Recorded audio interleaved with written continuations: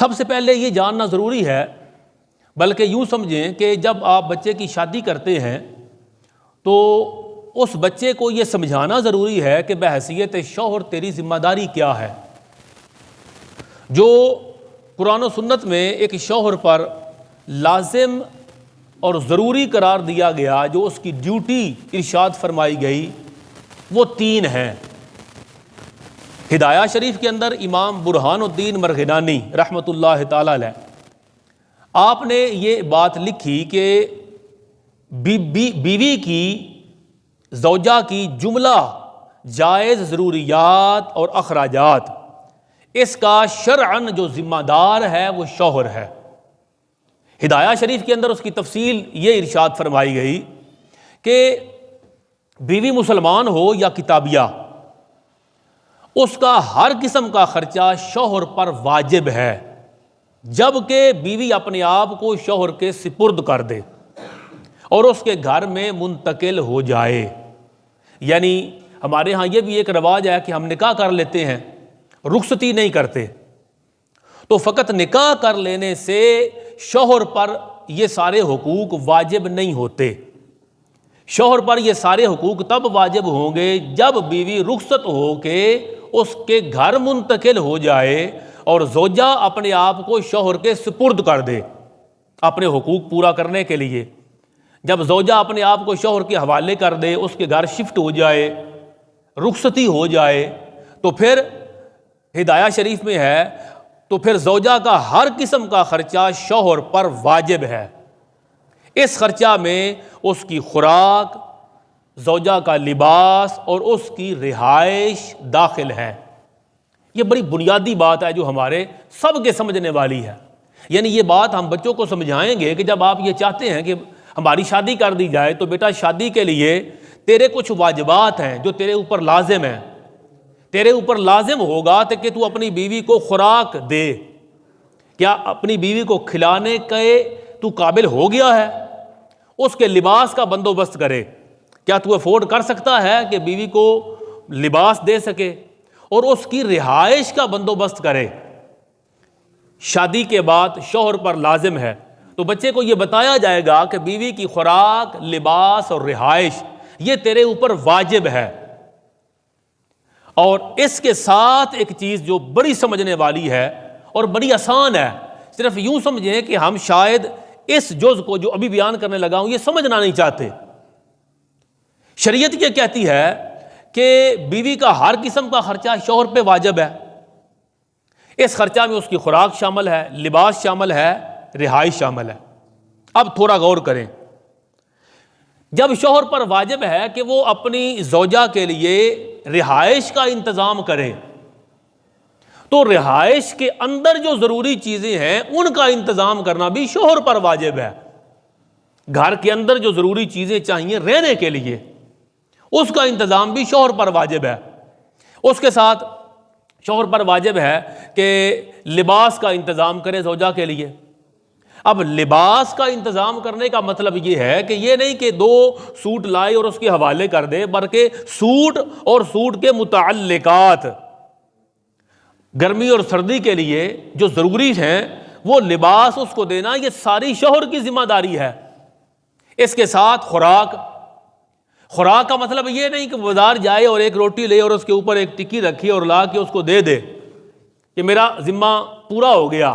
نہیں، اس پر لازم ہے کہ خوراک کے جو لوازمات ہیں، جو خوراک کے متعلقات ہیں، کھانا دینا شوہر کی ذمہ داری ہے، تو کھانا کچن میں بنایا جائے گا، تو کچن کے اندر جو ضروری سامان ہے جس کو ہم کہتے ہیں جہیز، اور وہ جہیز ہم نے دختر کے اور بچی کے اور بیوی کے ذمہ ڈالا ہوا ہے کہ جو بچی آئے گی وہ اپنے گھر کا سامان لے کے آئے گی، کچن کا سامان وہ لے کے آئے گی، بستر اور سونے کا انتظام وہ لے کے آئے گی، کپڑا پہننا کیا ہے وہ لے کے آئے گی۔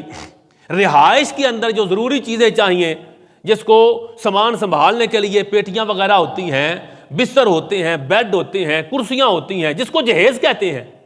بھائی جب رہائش آپ کی ذمہ داری ہے تو رہائش کا سامان بھی شوہر کی ذمہ داری ہے۔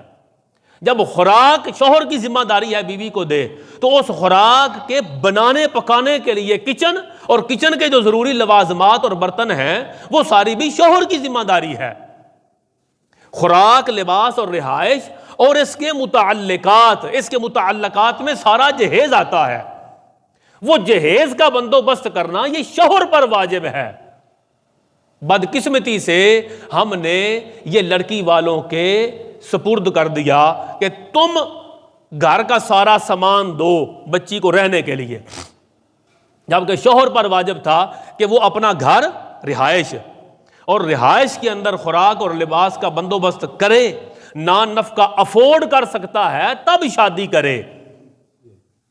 اب ہم جو بچیوں کو دیتے ہیں جہیز کے نام پر وہ جائز ہے، جہیز مانگنا، جہیز کی ڈیمانڈ کرنا یہ لعنت ہے، لیکن کوئی اپنی بچی کو گفٹ کرنا چاہے کچھ، اس کے لیے رخصت اور اجازت موجود ہے، کچھ بھی گفٹ کرنا چاہے۔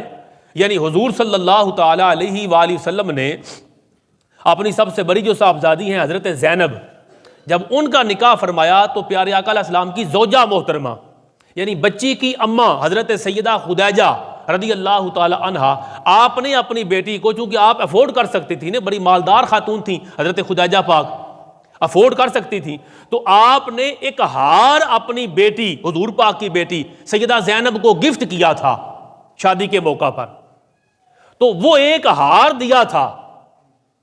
اس کے بعد حضرت عثمان غنی رضی اللہ تعالیٰ عنہ کے ساتھ دو بچیوں کا نکاح کیا، یکے بعد دیگرے، سیدہ رقیہ، سیدہ ام کلثوم کا۔ انہیں کیا جہیز دیا کوئی کتابوں میں موجود نہیں، بات سمجھنے والی ہے۔ حضرت سیدہ فاطمہ تو زہرا سلام اللہ تعالی علیہا، آپ کی علی پاک سے جب شادی ہوئی تو تھوڑا سا جہیز آتا ہے جس کا انتظام کیا گیا، مگر جب یہ آتا ہے کہ اس جہیز کا انتظام کیا گیا، ساتھ یہ بھی آتا ہے کہ وہ جو جہیز کا انتظام تھا وہ علی پاک کی زرہ بیچ کے کیا گیا۔ یعنی ہم سمجھنا نہیں چاہتے، علی پاک حضور پاک کی کفالت میں تھے، یعنی حضور پاک کے گھر ہی میں رہتے تھے، علی پاک کی شادی کا انتظام کرنا بھی حضور پر ہی تھا، اور سیدہ فاطمہ کی شادی کا انتظام بھی سرکار پر تھا۔ اس کے باوجود علی پاک کی زرہ بیچی گئی، اس سے جو مال آیا اس سے حضرت بی بی فاطمہ پاک کے گھر کا جو انتظام تھا، جو ضروری چیزیں تھی، بستر وغیرہ یا کھانے کے جو برتن تھے، تکیہ وغیرہ، تھوڑا سا سامان، وہ اس کا انتظام حضور صلی اللہ علیہ وسلم نے کر کے ان کے لیے اللہ گھر کا ایک انتظام کر دیا، جہاں علی اور فاطمہ کو رخصتی کے بعد شفٹ کر دیا۔ مگر اس کا انتظام کہاں سے کیا؟ علی پاک کی زرہ بیچ کے۔ تو گویا اس کا انتظام بھی علی پاک کی طرف سے ہوا۔ ہمارے لیے فقط یہ ہے کہ کوئی اپنی بیٹی کو گفٹ کرنا چاہے کچھ، اپنا جتنا افورڈ کر سکتا ہے تو وہ ضرور گفٹ کر سکتا ہے، اجازت ہے، رخصت ہے۔ لیکن جو ہم نے کام شروع کر لیا جہیز کے نام پر، اس کی شریعت میں گنجائش نہیں۔ مگر ہم سب نے آنکھیں اس لیے بند کر لی کہ سب کا ایک مفتہ لگا ہوا ہے اور اس کے ساتھ ایک معاشرے میں چل رہا ہے، آیا ہندوؤں کی طرف سے۔ یہ بیسیکلی اس پر میں نے 2-3 جمعے تسلسل کے ساتھ پڑھائے تھے، تفصیل کے ساتھ، جہیز کے حوالے سے۔ یہ ہندوؤں کی طرف سے آیا۔ جب وہ بچی کو رخصت کرتے ہیں نا تو اس کا میکسیمم حصہ جو گھر میں بنتا ہے وہ بچی کو دے کے رخصت کرتے ہیں اور کہتے ہیں کہ اب تو ادھر ہی رہے گی، لوٹ کے واپس نہیں آئے گی۔ جبکہ مسلمانوں کے ہاں یہ نہیں کیا جاتا کہ بچی کا نکاح کر دیا تو کہا جائے اب تو لوٹ کے نہیں آ سکتی، بلکہ شریعت مطہرہ کے اندر یہ ہے کہ اگر بچی لوٹ کے آ جائے تو اس کو سمائلنگ فیس کے ساتھ ویلکم بیک کیا جائے۔ خدا نہ خواستہ بچی بیوہ ہو جائے، خدا نہ خواستہ وہ مطلقہ ہو جائے، بچی کو طلاق ہو جائے تو کہاں جائے وہ؟ میکے کے دروازے اس کے لیے کھلے ہیں، وہ واپس آئے۔ اور میکے والوں کو شریعت نے حکم دیا کہ بچی لوٹ کے آ جائے تو اسے خوش دلی کے ساتھ قبول کرو، اور وہ لوٹ آئے، جب مناسب ہو تو پھر اس کے نکاح ثانی کا انتظام کرو۔ یہ شریعت کا مزاج ہے۔ ہم نے اپنا مزاج شریعت سے ہٹا لیا۔ تو میں عرض یہ کر رہا تھا، شوہر کی یہ ذمہ داری ہے کہ وہ اپنی زوجہ کے لیے خوراک، لباس اور رہائش کا انتظام کرے۔ اب جب ان چیزوں کا انتظام کرے گا تو ان کے جو متعلقات ہیں، رہائش کے اندر جو کچھ چاہیے سامان، خوراک کے لیے کچن کا جو سامان چاہیے اور لباس کے لیے جو کچھ چاہیے، وہ سارا کچھ شوہر پر لازم ہے، واجب ہے۔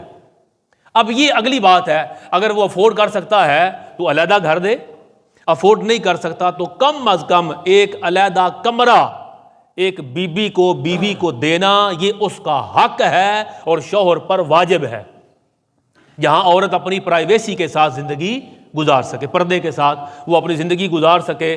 وہ ذاتی گھر ہو بہترین ہے، افورڈ نہ کر سکتا ہو تو پھر وہ کرائے کا دے دے، جتنا افورڈ کر سکتا ہے اس کے لیے اتنا کرنا یہ ضروری ہے۔ قرآن کریم سورۃ البقرہ کے اندر آتا ہے وَلَهُنَّ مِثْلُ الَّذِي عَلَيْهِنَّ بِالْمَعْرُوفِ وَلِلرِّجَالِ عَلَيْهِنَّ دَرَجَةٌ، کہ دستور کے مطابق عورتوں کے بھی مردوں پر اسی طرح حقوق ہیں جیسے حقوق مردوں کے عورتوں پر ہیں، ان دونوں کے ایک دوسرے پر حق ہیں۔ کیسے؟ بالمعروف، جیسا دستور ہے اپنے اپنے علاقے کا، برادری کا، جتنا وہ افورڈ کر سکتا ہے اتنا حق ادا کرنا یہ اس پر لازم ہے۔ جتنی وہ سہولتیں خود افورڈ کر سکتا ہے وہ ساری سہولتیں اپنے گھر والوں کو دے۔